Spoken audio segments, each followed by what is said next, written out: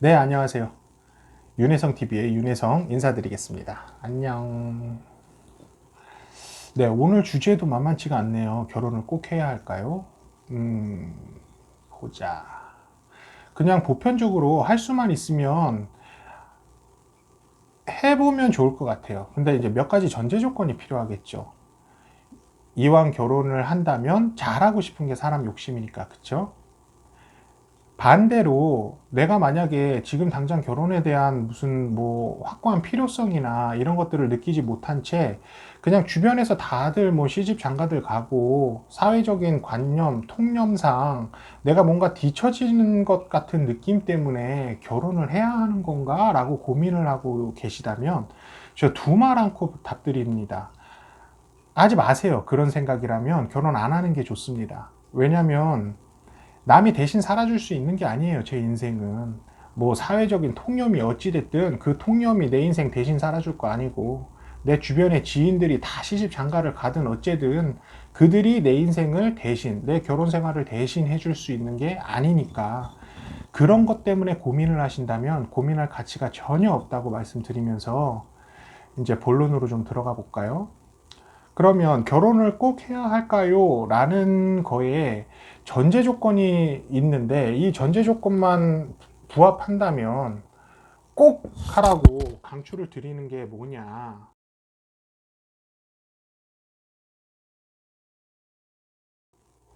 첫 번째는 가치관이에요. 가치관. 내가 갖고 있는 가치관이 있잖아요. 그 가치관은 어디 한 군데만 녹아 스며든 게 아니라 내가 인생을 살면서 보편적으로 갖고 있는 가치관이 있는 반면에 세부적으로 갖고 있는 가치관들도 존재해요. 나는 그냥 개별로서 봤을 때 나는 되게 성인군자처럼 좋은 사람일 수 있지만 그 결혼관으로 들어가게 되면 이 결혼을 보는 관점에서는 성인군자가 아닐 수도 있다는 거지. 그만큼 관점은 곳곳에 존재한다는 거예요. 그럼 여러분의 관점은 뭐냐? 결혼을 바라보는 여러분의 관점. 뭐 이런 게 있을 수 있겠죠.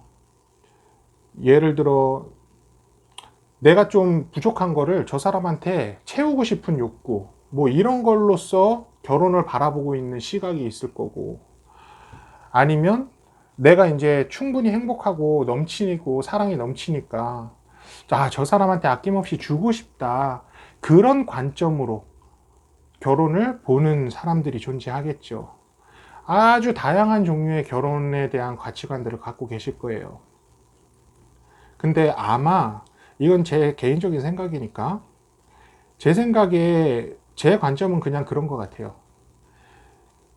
가장 중요한 인생에서 가장 중요한 비즈니스 결정이다. 결혼이라는 건. 이게 무슨 뭐 내가 하나 줄 테니까 너 하나 줘 이런 뜻이 아니에요.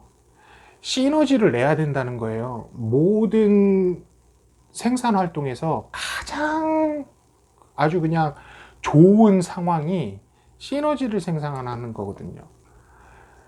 내가 인풋 값을 하나를 딱 넣고 또 하나를 탁 넣었을 때 결과값이 하나 더하기 하나 해갖고 둘이 나오는 게 아니라 막 3, 4, 막 10, 막 이렇게 나오는 시너지. 저는 결혼에 대한 가치관이 좀 그런 쪽이에요. 그냥 시너지. 시너지를 낼 수 있는지 없는지.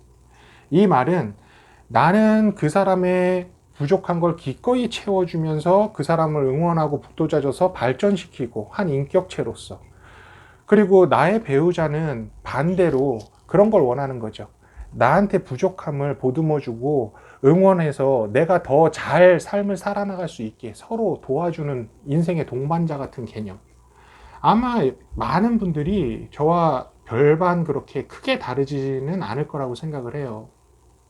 진짜 막 생각 없는 분들 빼고는 내가 돈 없으니까 돈 많은 여자 만나서 혹은 돈 많은 남자 만나서 팔자 고쳐야지 막 이런 식의 결혼관을 갖고 계신 분들 빼고는 저와 별반 다르지 않을 거라고 생각해요.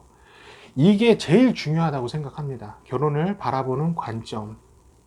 이 관점을 토대로 이제 내가 서 있어야 되겠죠.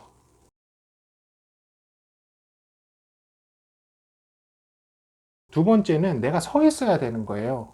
한 독립된 인격체로서, 사회 구성원으로서. 이 말은 뭐냐? 내가 굳이 남한테 별 기대를 하지 않고 바라지 않아도 내 스스로 살아갈 수 있는 그런 게 돼 있어야 된다는 거죠. 사람한테 상처받고 불만이 생기는 이유는 거의 대부분 같아요. 내가 저 사람에게 뭔가를 기대했는데 그 기대를 저 사람이 저버렸거나, 아니면 내가 저 사람한테 뭘 원하는데 그 사람이 그걸 주지 않을 때 불만들이 생기는 거예요. 그러면 내가 애초부터 기대를 하지 않거나 바라지 않으면 그만인 거잖아요. 따라서 내가 한 사람으로서 서 있어야 돼요. 이게 전제 조건 중에 두 번째죠.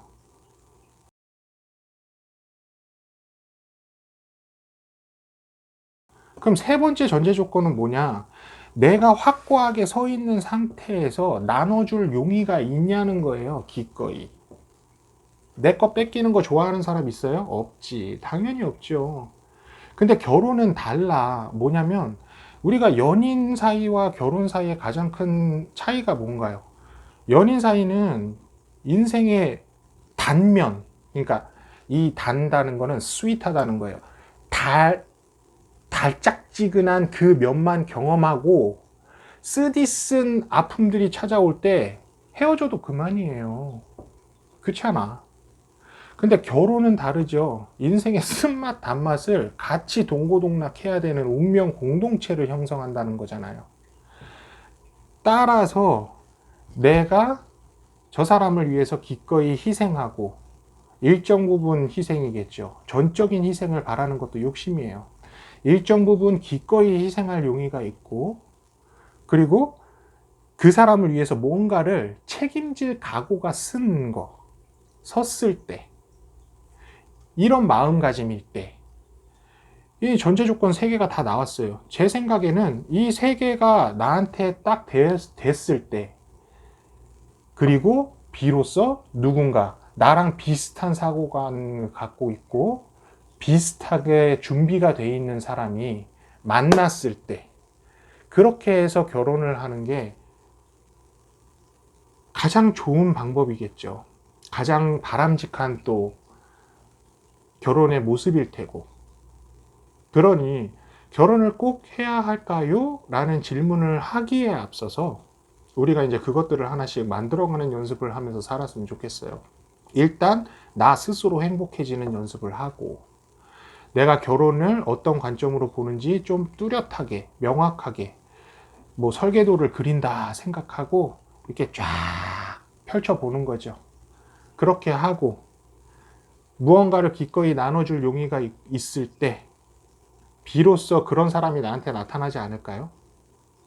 내가 아직까지 인연이라는 걸 만나지 못한 거는 이 3가지 전제 조건을 내 스스로 채우지 못했기 때문이라고 생각을 해요, 저는.